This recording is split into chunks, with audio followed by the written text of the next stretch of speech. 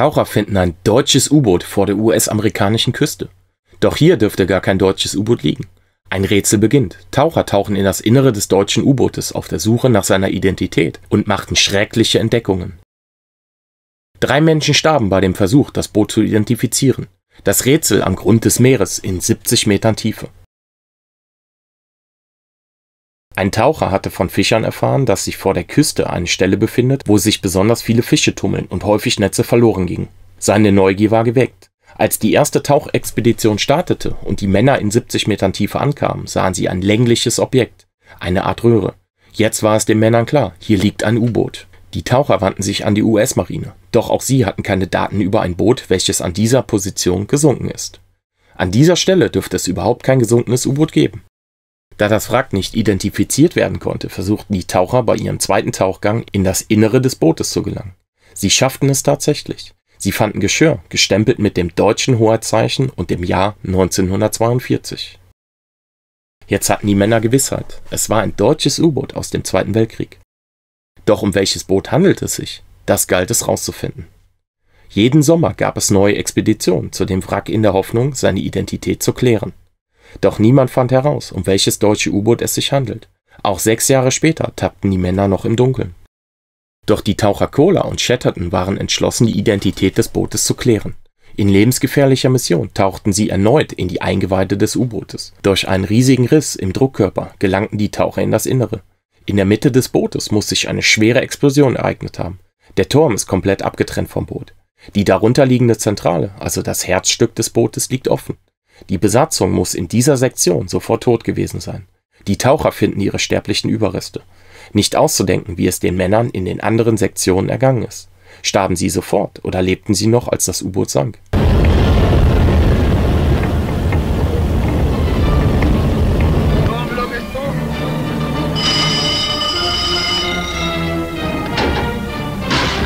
Haben sie gehofft, doch noch aus dem stählernen Sarg zu entkommen? Stieg das Wasser langsam? War es ein kalter und dunkler Tod in der engen Röhre? Diese Fragen können wohl nie geklärt werden. An dieser Stelle muss erwähnt werden, dass dieses Wrack ein Kriegsgrab darstellt und hier 56 junge Männer den Heldentod fanden. Durch die zerfetzte Zentrale verschafften sich die Männer Zugang zum Boot. Sie tauchten zum Heck in Richtung des Maschinenraums. Dort erkundeten sie die Sektion, doch herabgefallene Metallteile versperrten ihnen den Weg. Die Suche musste im Heck eingestellt werden, da es keinen Weg durch den Maschinenraum in Richtung Elektromotorenraum gab. Jetzt setzten die Männer die Suche in den Bugsektionen fort. In diesen Sektionen erhofften sich die Taucher Gegenstände zu finden, wo die Bezeichnung des deutschen U-Bootes oder zumindest Namen auf Ausrüstungsgegenständen der Besatzung zu finden ist. Es geht durch die Luken in Richtung Torpedoraum.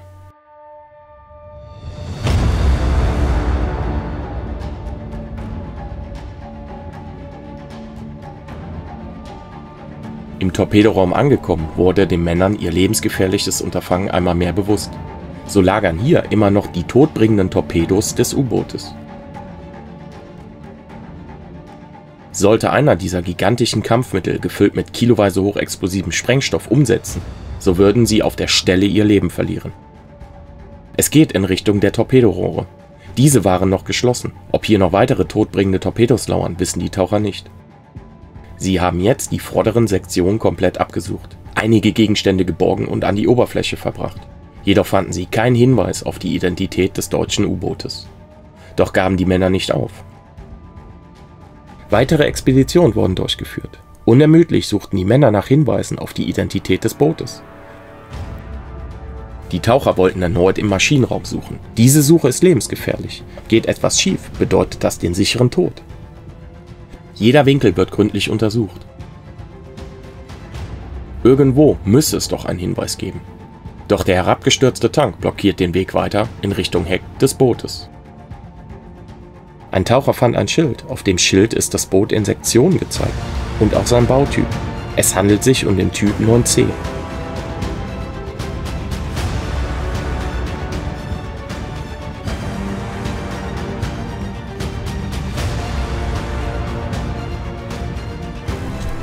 Dieser U-Boot-Typ war ein hochseetaugliches U-Boot für lange Feindfahrten. Der Typ 9C war ein vergrößerter U-Boot-Typ, entwickelt in den 1930er Jahren. Es wurden große Stückzahlen bestellt, jedoch wieder abbestellt, da modernere Typen bereits bereitstanden. Das Boot hatte eine Länge von 76 Metern und eine Breite von knapp 7 Metern. Es kann bis zu 250 Metern tief tauchen. Es besaß 2 MAN-9-Zylinder-Dieselmotoren mit jeweils 2200 PS Leistung.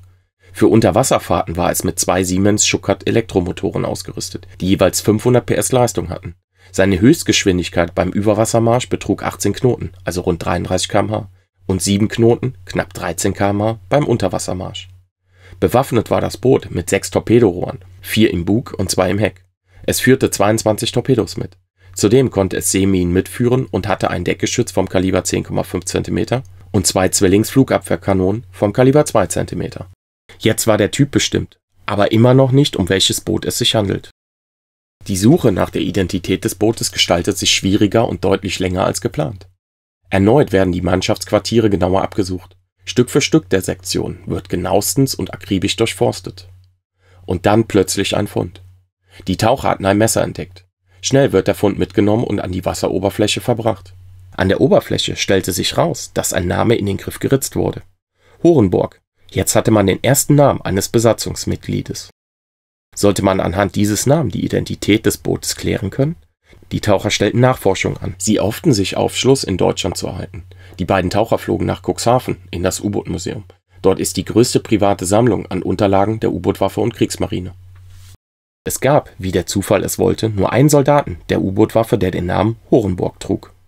Sein letztes Boot, wo er seinen Dienst verrichtete, war U-869. Sollte jetzt die Identität des Bootes geklärt sein? Das U-Boot U-864 ist im Krieg gesunken, jedoch nicht an der Küste vor den Vereinigten Staaten von Amerika. Die Untergangsstelle ist vor der Küste in Nordafrika in Nähe zu Gibraltar in den Dokumenten eingetragen. Ein neues Rätsel. Wie kam ein Messer, das einem Soldaten, der Horenburg heißt und auf U-869 stationiert war und dort starb, auf dieses U-Boot? Denn die Untergangsstelle war bekannt und bestätigt und sie ist weit weg von den USA. Das Messer kann definitiv nicht als endgültiger Beweis für die Identität des Bootes genutzt werden. Da es auch ein Geschenk an Kameraden gewesen sein kann oder der Besitzer hatte es verloren und ein anderer Soldat fand es und nahm es mit auf sein U-Boot. Es kann viele Szenarien gegeben haben. Jetzt war für die Männer klar, wenn sie etwas finden würden, welches Aufschluss über das Boot geben kann, dann befindet es sich im Maschinenraum, der durch einen herabgestürzten Tank versperrt ist. Die Männer mussten erneut zu dem Wrack tauchen, um seine wahre Identität zu klären. Ein Taucher wollte jetzt in Richtung des Hecks vorbei an dem Tank, der den Weg versperrt, durchtauchen. Ein gefährliches Unterfangen, da bereits 3 Taucher an diesem Boot ihr Leben verloren. Ein Vater mit seinem Sohn, Chrissy Ruses, sucht im Boot nach Hinweisen. Ein Schrank stürzt um und klemmt ihn ein. Als sein Vater ihn findet, hat er bereits einen Tiefenrausch. Er kann ihn befreien, doch in der Hektik finden die beiden die Ersatz-Sauerstoffflaschen, die auf dem Heck des Bootes abgelegt wurden, nicht. Sie steigen schnell auf, ohne Dekompressionsstopp einzulegen. Beide sterben an den Folgen. Ein anderer Taucher, Steve Feldman, verlor auf dem Boot das Bewusstsein und wurde von der Strömung abgetrieben. Er wurde erst 6 Monate später gefunden.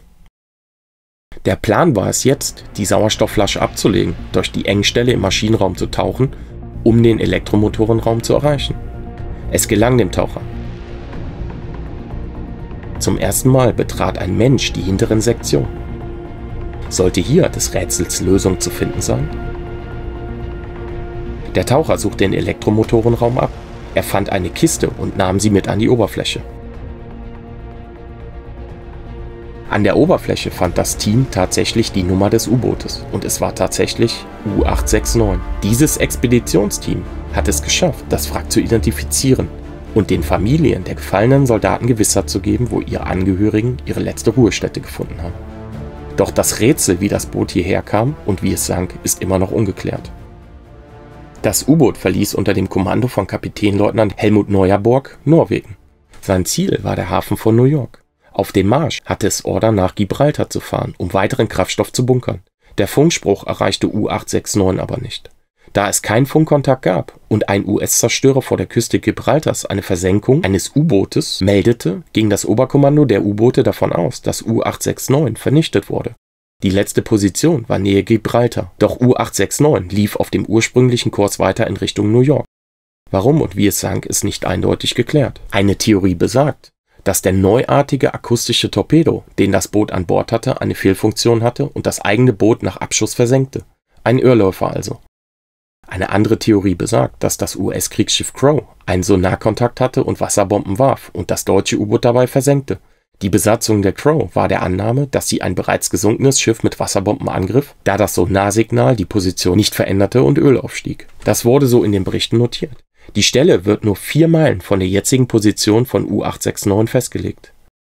Und tatsächlich operierten viele deutsche U-Boote vor den Küsten der USA und Kanada. Fahrt gegen Amerika. Das Ziel dieses Unterseebootes ist die Mündung des St. Lorenz-Stromes im Süden Kanadas. Schweinsfische begleiten das Boot.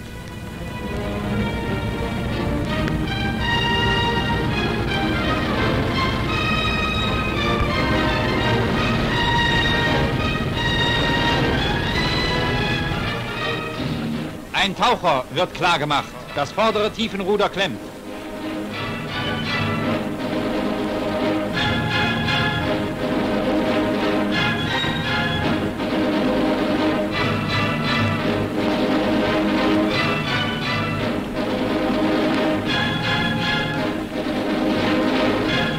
Der Schaden ist unerheblich und wird schnell beseitigt.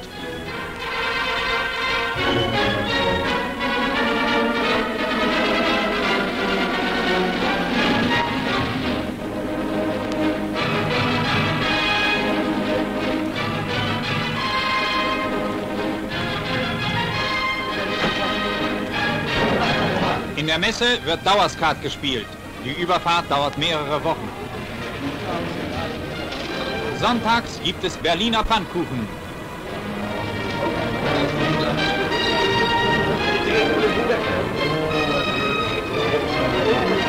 Oh, prima.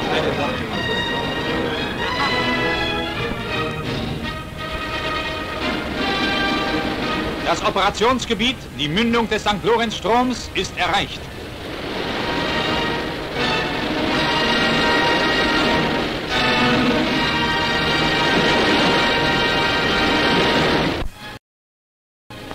Endlich der erste Geleitzug in Sicht. Tauchalarm!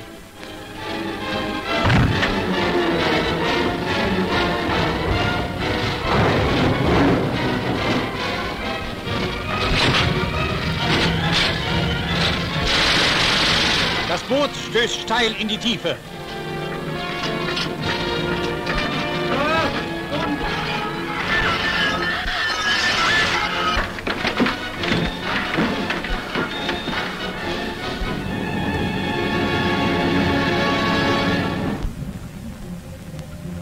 Achtung, Stromgeräusch in 60 Grad.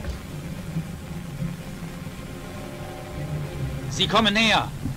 Ein Zerstörer jagt das Unterseeboot.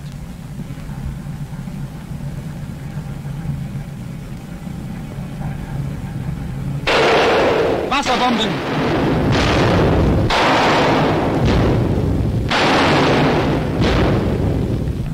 Auf Schleichfahrt, äußerste Ruhe. In langsamer Fahrt entzieht sich das Boot dem Verfolger und schiebt sich in die Mündung des St. Lorenz-Stroms hinein. Eine seemännisch wie navigatorisch hervorragende Leistung, denn das Fahrwasser ist eng und hat besonders starke Strömung. Stunden sind vergangen. Blick durch das Seerohr. Das Boot liegt weit im St. Lorenz-Strom.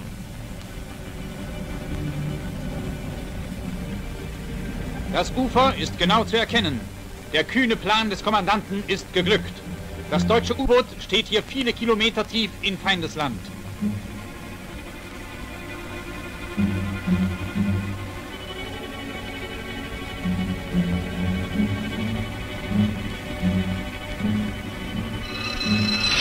Die Fühlung mit dem Gegner wird wieder aufgenommen. Das Boot liegt zwischen Strom, Ufer und Geleitzug. Die Torpedos werden klargemacht.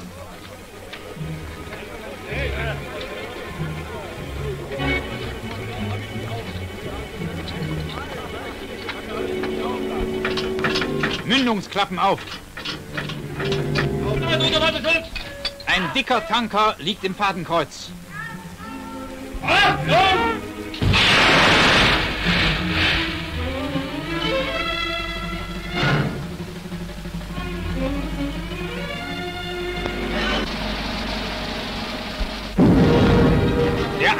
abgesessen. Der Funker gibt die Erfolgsmeldung durch.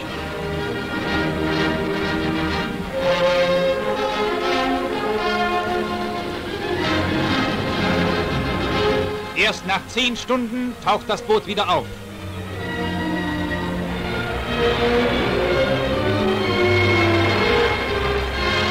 Die Luft ist für kurze Zeit rein. Geleitzug und Zerstörer sind außer Sicht. Sie haben den Tanker seinem Schicksal überlassen. Trotz starker feindlicher Abwehr bleiben unsere Unterseeboote pausenlos am Feind. Sie führen einen harten, zähen Vernichtungskampf gegen die feindliche Versorgungsschifffahrt. Warum das U-Boot jetzt sank, kann nicht vollends geklärt werden. Doch die mutigen Taucher konnten die Identität des U-Bootes bestimmen und gaben den Familien der gefallenen deutschen Soldaten Gewissheit, wo ihre Männer, Söhne, Brüder und Väter ihre letzte Ruhestätte fanden. In diesem Kriegsgrab ruhen 56 junge Männer. Sie alle verloren in diesem schrecklichen Krieg ihr junges Leben.